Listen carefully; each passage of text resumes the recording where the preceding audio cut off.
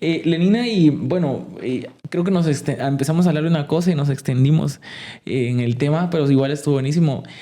Quisiera saber, por ejemplo, de tu formación, cómo empezaste, o qué estudiaste, como para decidir de repente iniciarte en el movimiento estudiantil. ¿Qué fue lo que pasó que te hizo a vos o que te motivó a formar parte de un movimiento estudiantil? Ok, bueno, es una larga historia, ¿verdad? Ok, Voy a dale. tratar de Tenemos resumirla. tiempo, tenemos tiempo. Sí, pero en realidad nunca fue mi meta ni mi objetivo llegar a la AEU, ¿verdad? Eso totalmente inesperado. O sea, fue algo que se presentó, digamos, en el transcurso del tiempo, pero no fue nunca mi objetivo. Y creo que así me siento muchas veces en la política, ¿verdad? O sea, creo que me gusta más pensarme como una persona que si la colectividad necesita de mi apoyo y de mi liderazgo, yo puedo dar un paso al frente, digamos, no tanto porque yo quiera el poder, creo que también he ido aprendiendo esto de cómo desde lo individualista no logramos hacer nada, o sea, Nada. como desde las aspiraciones muy personales de quiero este cargo, sueño con ser, o sea, creo que me gusta más construir desde lo cotidiano con la gente y si se da la oportunidad, pues animarse, ¿verdad? Porque también creo que es importante tomar los espacios.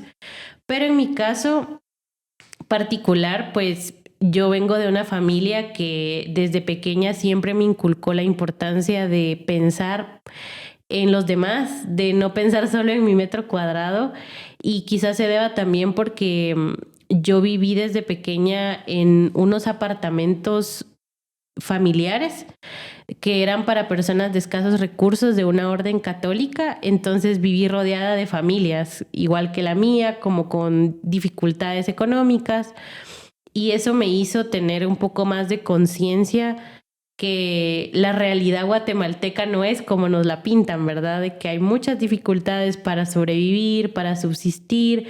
Mi mamá también se había dedicado siempre a ser pues madre de familia, a la maternidad y pues definitivamente eso fue excelente porque también me hizo tenerla cerca, que ella me acompañara en mis estudios, pero también dejó de estudiar en la universidad por cuidarnos a nosotros. Entonces, cuando ella regresa a la universidad, no hubiera sido posible sin el apoyo de esta organización en la cual yo viví casi por 10 años. Wow. Entonces, desde pequeña crecer con eso, viendo las precariedades y también recibiendo el apoyo de estas organizaciones de caridad, que así se llaman, me fue como despertando, ¿verdad? Esa importancia de estar siempre pendiente de los demás. Y mi papá también influyó mucho en eso, con el cariño y el amor por la lectura. Entonces te vas haciendo un criterio, un pensamiento propio de las cosas.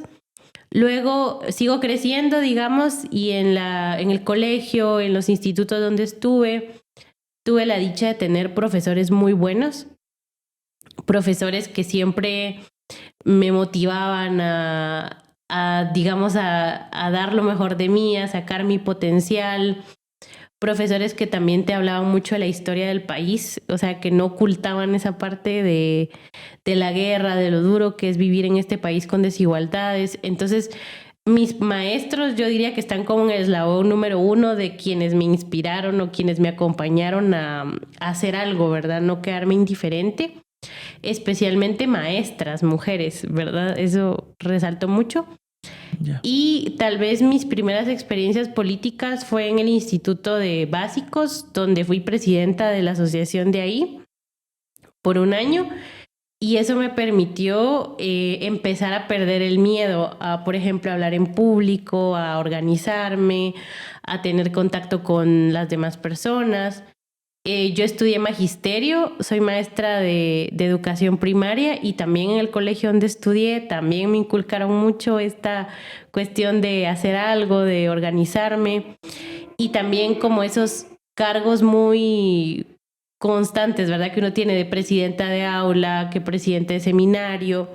Entonces todo eso va sumando o va abonando como a mi experiencia, pero yo creo que lo que más me marcó es cuando llego a tener 19 años Y por confianza y por contactos con otras personas empiezo a trabajar en una organización que se llama PENAT, que es el programa educativo del niño, niña y adolescente trabajador.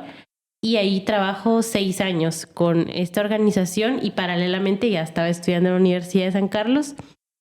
Entonces trabajaba y estudiaba, y en PENAT aprendí muchísimo sobre la realidad del país porque es una asociación que se dedica a brindar estudios a niñez trabajadora, o sea, niños y niñas que por la situación de pobreza trabajan en la ciudad o en algunos municipios de la ciudad, y todo el trabajo se hace en mercados de la ciudad. Entonces, cuando yo empiezo a ver esa realidad y ese contexto, y yo que era pues súper joven, 19 años, 20 años, eso me rompe totalmente como mi esquema de lo que yo había aprendido de educación, porque en el colegio te enseñan una cosa, pero la realidad es otra. La realidad te confronta y te das cuenta que es mucho más compleja y mucho más dura de lo que uno pensó, ¿no?